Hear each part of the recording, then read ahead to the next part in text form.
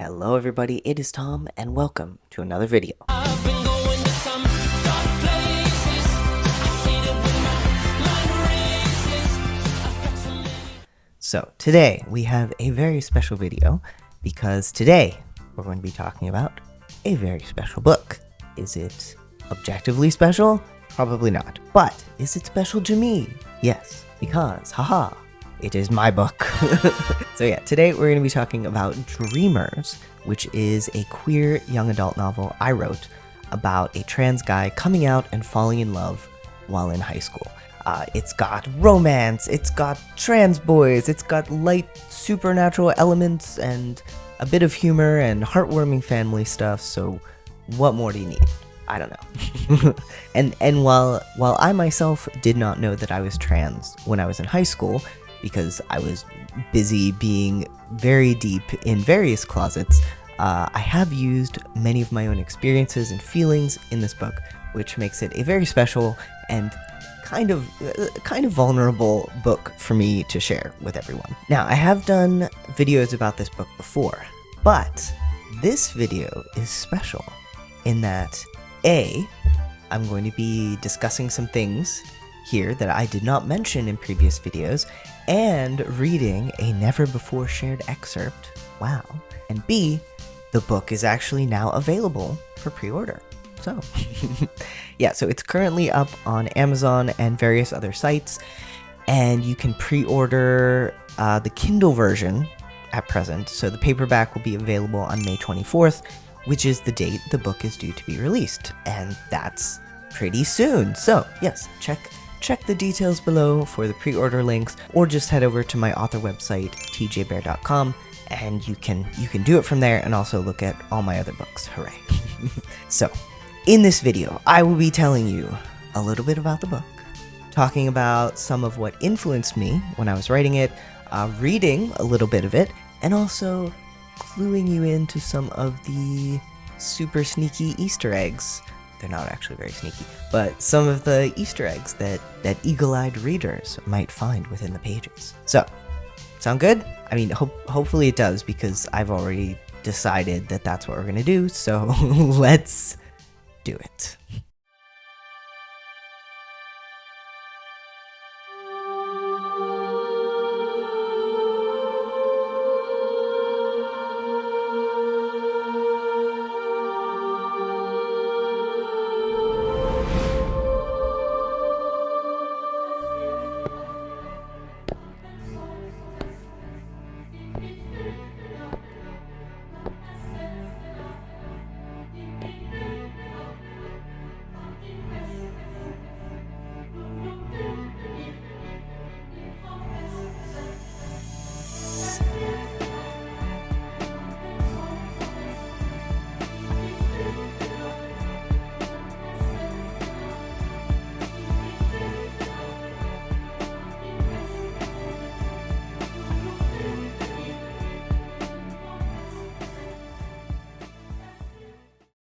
Okay, so what exactly is Dreamers about? So Dreamers is, at its heart, I would say, a story about identity, family, and really just finding the guts to be yourself, which is tough no matter what age you are, but it's especially tough if you happen to be in high school. So the story follows Leo Torres, who is just about to turn 16, and we start off on the very first day of a new school year. So Leo has been feeling like something was off about himself for quite a while. But over the past summer, he's finally figured it all out and been able to admit to himself that he is trans. He's a trans guy. So he's been having a really, really hard time coming out to his family. Relatable. He's been having a really hard time coming out to his family, which consists of himself, though obviously he doesn't have to come out to himself. Well, he did kind of, actually, but anyway, himself, his mom, and his 4 younger sisters. So he's having a really hard time coming out to his family, so he's decided to just say to hell with it and start the new school year with a new him. So new name, new pronouns, new haircut, new clothes, chest binder, the whole deal, which is absolutely terrifying for him. But, thankfully he's got the support of his best friend, Jackson, who is a leather jacket wearing, ride or die gay best friend who is also a lover of Korean death metal, and Mr. Rains, who is this kindly mentor and teacher who helped Leo a lot back when he was dealing with the loss of his dad. And that brings us to the second aspect of this story, which is the fact that Leo's dad, who died many years ago from a heart attack, has started appearing to Leo in his dreams. And, that wouldn't be super unusual, except these dreams feel different. Like, they feel more real than Leo's other dreams. And in them, Leo's dad is not just there to visit, but to teach Leo how to control and manipulate his dreams, and also how to dream walk into the dreams of other people. And, Leo can't quite bring himself to believe that it's real, that this is really happening, but he's also just enjoying getting to spend time with his dad, who of course never knew Leo as himself, never knew that Leo was trans and his son. Yeah, so Leo heads to school as himself for the very first time, and throughout the course of the day he meets Robbie, the soft-spoken new kid, and Maya, another transfer student who seems to have some kind of history with Robbie and is just in general a really cool, awesome person. So with that, our friendship group is formed. Hooray! So the story basically follows Leo as he tries to navigate coming out to his family, developing feelings for Robbie, and dealing with the consequences of being completely and authentically himself at school and at home, all while juggling nighttime dream wanderings with the ghost of his dad. And, Leo definitely does not have a completely easy time of it, but the mood of the story is positive and uplifting and focusing on the bonds between the characters and Leo's mental and emotional journey as he comes to accept himself and learn to be comfortable with who he is. So I'd say it is perfect for fans of Heartstopper. No surprise coming from me, probably. And really just for anybody who enjoys a story with some humor, some adversity, some heartwarmingness, and just generally positive vibes throughout. Now, with that said, let's talk about why I wrote this book. So when I first started writing it, I was not out as trans yet. I had not even chosen my name, which is why in the first draft of this book, the main character's name is Tom. And yeah, I eventually changed it when I stole that name for myself to make it slightly less obvious as a self-insert, though, I mean, it does involve a lot. Leo is not me, but he does have a lot of my experiences and a lot of my feelings. But I do think the name Leo fits him very well, so it's all good. But yeah, so writing this book was kind of my way, first of all, to really live vicariously through Leo and sort of explore a world where I knew who I was a lot earlier in life, which would have been nice. But things happen how they happen. So, but the other reason was that I wanted to finally put into words all the feelings I was having about the struggle of coming to terms with who I am, and, also put some positive vibes into the universe for my own coming out going well. So, there was a lot involved with this, but really, it was a really healing experience and a really freeing experience to start writing this book, because it was genuinely the first time I had openly tried to share how I was feeling. But yeah, I also had kind of this idea at the time that, I would come out to my family and my mom in particular, and then I would send her this book, and by reading it, she would better be able to understand who I was and how I felt. And I did eventually get to do that. And overall, I hope that it helped in some way, but I don't think she really got it as much as I was hoping. For one thing, she said it was unrealistic that Leo didn't get physically attacked at school, and suggested I include a scene of him being assaulted in a bathroom, which it was not great. And she also thought it was unrealistic that so many of the characters in the book are queer. But neither of those were malicious comments, and they really just reflected her own perspective and understanding of a world that she's not part of.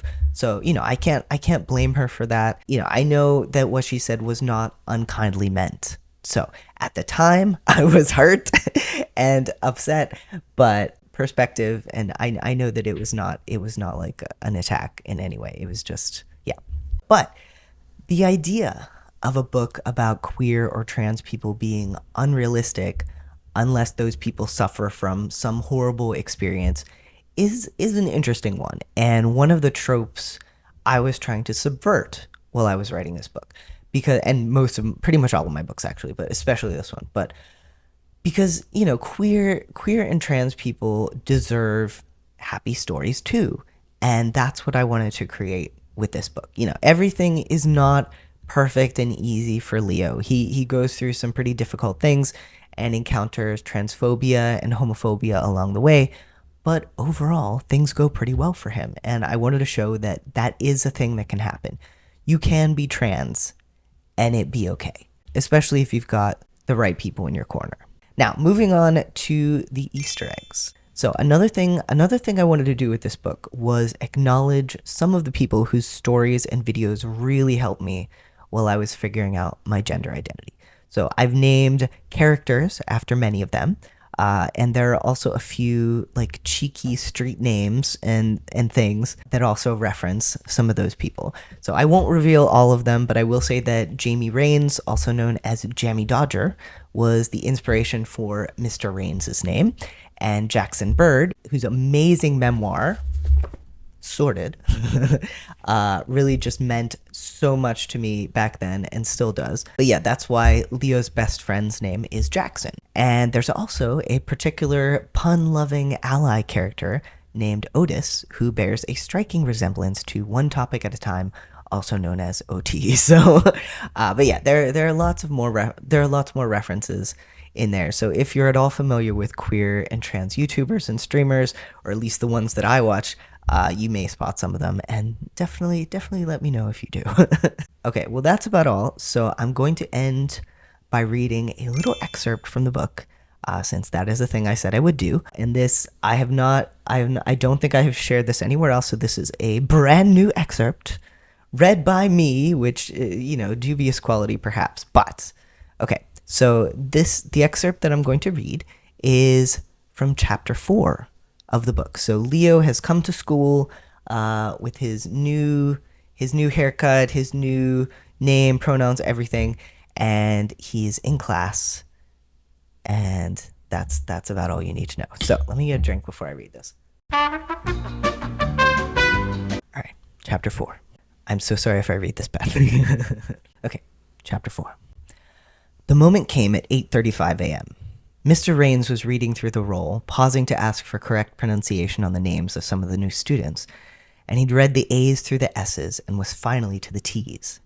Mika Takada was marked present, then Kyle Thomas, and then Leo Torres?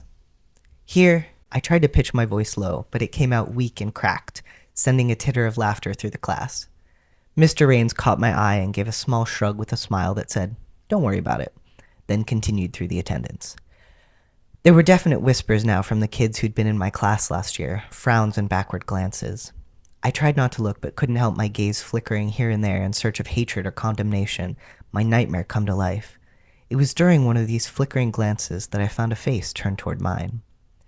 The others threw covert looks at me over their shoulders, but this was a face turned directly toward me, a pair of eyes fixed on mine with open interest.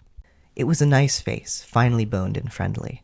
A mass of curly reddish-blonde hair topped it, large, lazy curls spilling over a broad forehead. And then there were eyebrows so fair they were almost invisible, followed by strikingly dark brown eyes. The eyes made me pause because they should have been blue or green or light hazel to match the paleness of their surroundings. But instead they were stubbornly, proudly brown despite all expectations. I liked them immediately, and I liked the little half smile on the full lips below them. "Robbie Welsh?" Mr. Raines called, and the face turned away from mine to say, "Here." I watched Robbie Welsh. That's a hard name to say. I watched Robbie Welsh for most of the rest of class, and while he never looked back at me again, his gaze fixed on the notebook in front of him, I felt weirdly like his attention was focused in my direction. It was probably my imagination, though, because when the bell rang, he gathered up his things and hurried out of the room without a glance my way. I got to my feet, telling myself I wasn't disappointed. I didn't even know this guy, right? As I stuffed my geometry book and notebook into my backpack, I was so busy not being disappointed that I didn't realize anyone was approaching me until they were already at my desk, blocking my path to the door. Okay, and here we're going to skip ahead a little bit in the scene to, so Leo has a little encounter with some girls from his class who he doesn't know very well, and they don't know him, and so they don't recognize him. But they flirt with him a bit, and it freaks him out, and he runs from the room. And trigger warning also for depictions of anxiety and panic disorder in this next part. So if that's going to bother you, you can skip ahead. Okay, I dodged bodies and open lockers on instinct alone, my breath coming fast as the full weight of what I was doing crashed down on me. Aspen and Carly didn't know me all that well, so it made sense they hadn't really recognized me. And it was nice that they'd clearly read me as a boy, but God, they were going to figure it out. My old classmates were going to know or realize it was me, and they were going to tell the new kids, and then everyone was going to know, and that was what I'd been expecting, but now suddenly I didn't want it. I wanted a clean start, for people to see me as Leo, and not Leo who used to be, or who's pretending to be a boy, or whatever awful things they thought. I wanted to show them who I was, but I also wanted to hide in the deepest, darkest, safest place I could find, and the sheer heaviness of it all made my binder feel like it was pressing tighter and tighter against my chest. My breath came shallowly, and spots formed in front of my eyes, and oh my God, I was going to pass out here in the middle of the hallway. I was going to pass out, and they were going to have to cut my binder off of me, and a cool hand wrapped over my wrist and tugged me over to the water fountain, where I managed to lean down and drink a few lukewarm mouthfuls. The spots still swam in my vision, and my head felt fuzzy enough that I didn't question when I was led down a hallway and into a quiet, empty classroom with the lights off. "Here, sit down," a voice said. It was pleasantly husky and pitched somewhere between what I'd expect from a guy or a girl. I let myself be lowered into a chair and tried to pull myself back from the dizzy brink of passing out. "Do you know 4-7-8 breathing?" I shook my head. In for 4, hold for 7, out for 8. A hand gripped mine and began to squeeze in a slow rhythm. "Focus on my hand and try the breathing." I did. The hand was warm and lightly calloused, and the rhythmic pulses grounded me, gave me something to concentrate on.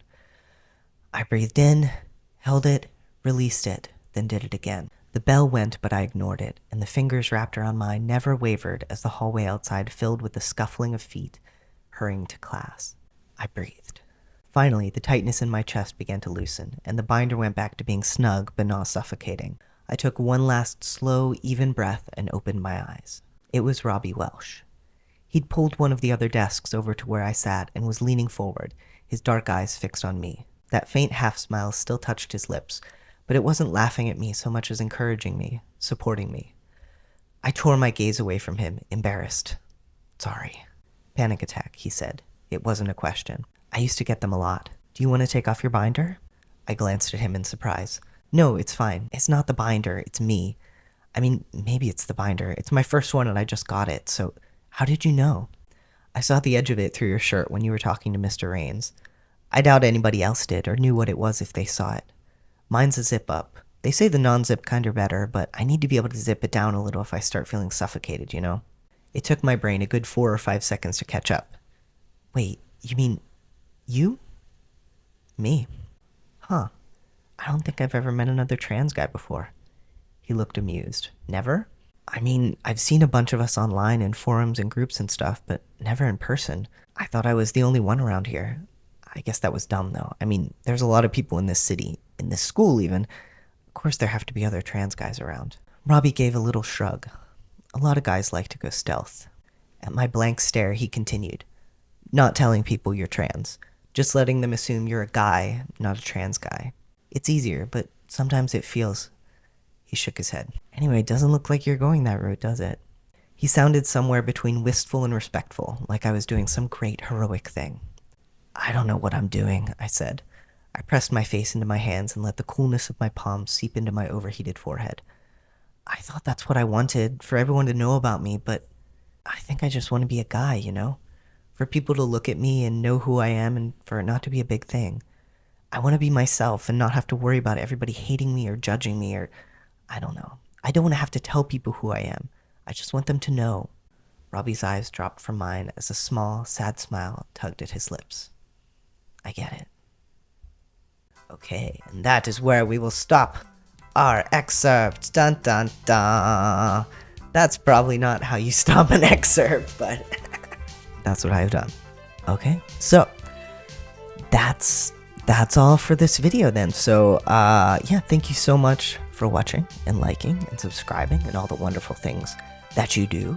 And a huge thanks to everyone who pre-orders or orders the book. And a super special thanks to the people over on Patreon who have signed up to be part of the ARC team. So they have received a free copy of the book in exchange for leaving an honest review, and they are exceptionally awesome and wonderful for doing that. And speaking of awesome and wonderful, you know who else is awesome and wonderful? Our patrons! So thank you so much, patrons, for doing what you do. Your support means the absolute world to me and makes such a big difference in terms of my quality of life. So thank you so much. And a special shout out, as always, to our Nick Nelson members, Kelly Walker, Paul Z, Kent Smither, Kim Engel, Lauren Javier, and Mark Walker. Okay, that's going to do it for today. Have a wonderful rest of your day or night or whatever time of day it may happen to be, and I'll see you next time. All right, bye.